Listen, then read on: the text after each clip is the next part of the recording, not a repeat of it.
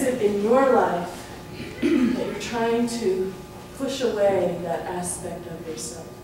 One of the things I learned this week, it was a big awareness for me, was about my spirituality, was that sometimes when I do spiritual practice, I do it because I want to create something. I want to create more finances, or I want to create more flow, I want to create more opportunities, I want to create something. But what I realized is that in my creating, wanting to create, underneath it is that aspect that says, I don't have enough, so I need to create more. I'm not enough, so I need to show up bigger a little bit more. And I realized that spirituality isn't about fixing things. It isn't about getting things. It isn't about having more things. It's about opening to what is.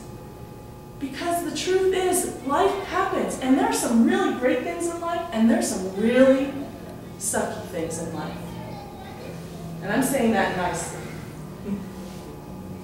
But reality is, in every moment. And we're not, at least in my view, my enlightenment this week isn't that I'm trying to fix what isn't working with my spirituality. It's about going through my experiences, being authentic, checking in with myself, and then allowing a little bit more love that is already present to come in, to lift me, a little bit more joy, a little bit more truth, a little bit about what is in me. Those things that I experience may not be fixed, may not change. They just may not. But the more I can see the divine presence in the moment, the more I can see the divine presence operating at the good and the bad, the more I can see what is, and I can begin to make conscious choices that build up my consciousness of knowing the presence, of knowing the divine source. In one of my readings this week, in one of the books that I was doing, it said, to be spiritually healthy, you must be emotionally healthy. I thought that was an interesting comment. And I thought, well, what does that mean? Should I go back and look at all of the places that maybe I'm not emotionally healthy? And I thought, no. Actually, if I continue my quest, my spiritual journey, embodying more and more what is, then and living an authentic life, then I can be present to what comes up. And instead of trying to push it away, saying, well, that's not part of spirituality, I can begin to say, oh, there's some feelings that are not feeling so good that are coming up. And in fact, that's been happening this past couple of months. Another thing I'm going to share about my authenticity is we've gone through a transformation here, and it was really painful for me. Some of you may know, I didn't have some of my conscious moments here on Sunday in my pain and misery. It was just painful. And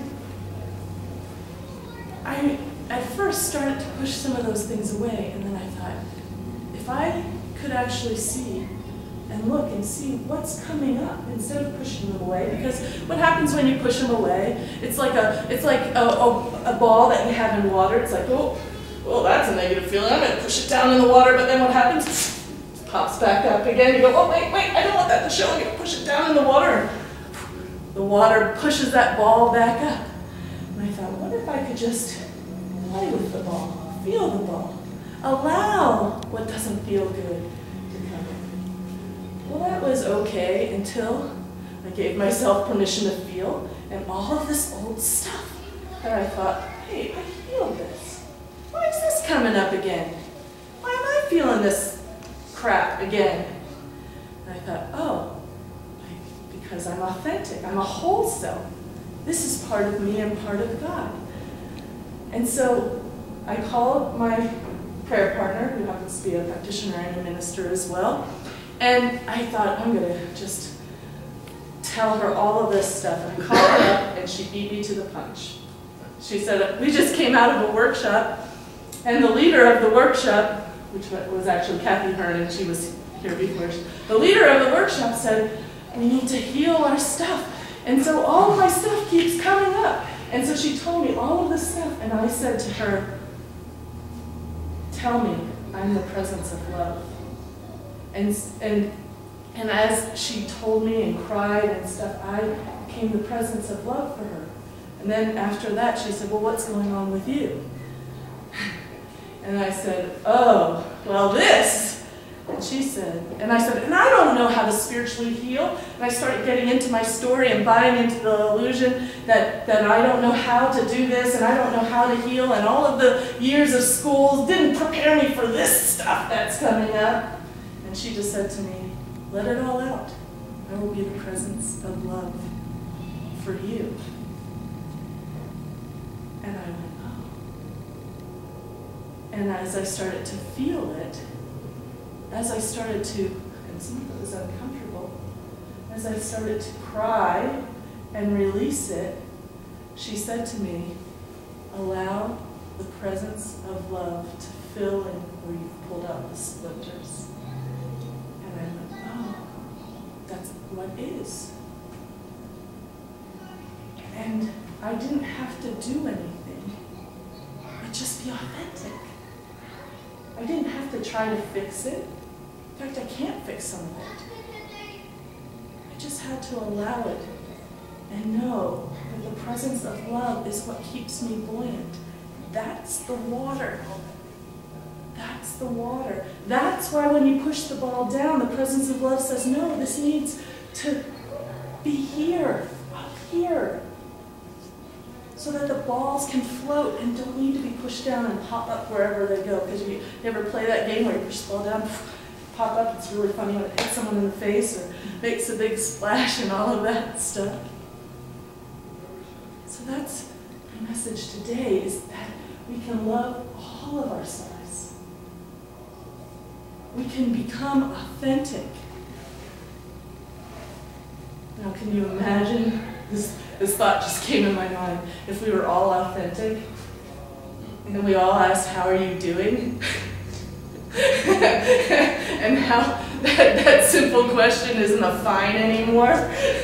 It's, do you really want to know? But in our authenticity, those are the portals where we can expand our consciousness into allowing what is expand in our lives. And we can make those choices consciously. We can be in the here and the now and know that we are never separated from the divine presence. That is here with us always, now and forever. And that's why I love coming here on Sundays.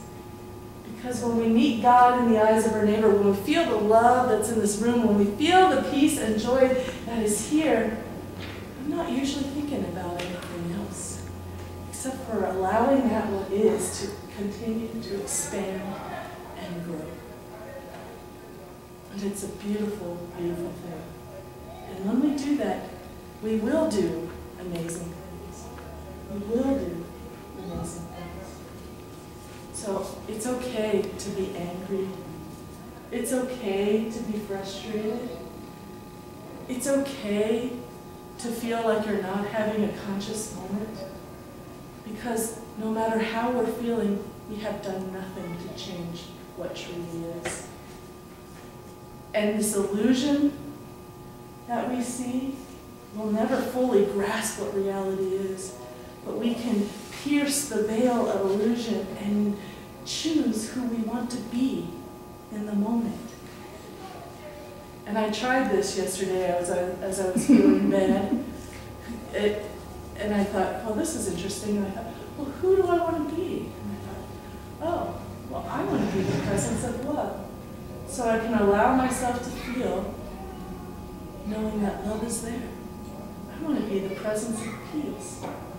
So I can feel the wholeness of who I am in the presence and consciousness of peace. That's what changes. That's what transforms us. So the thought today is from the Science of Mind, which is what we base our philosophy on. It was on your chair. It says, the profound truth that Jesus discovered and taught that whatever is true of man, of the reality of his nature, is the divine presence within him. The answer to every question is within man. And because man is within spirit, and spirit is an indivisible whole. So those times when we are feeling less than are just opportunities to feel our own divine nature in a way we had never felt before.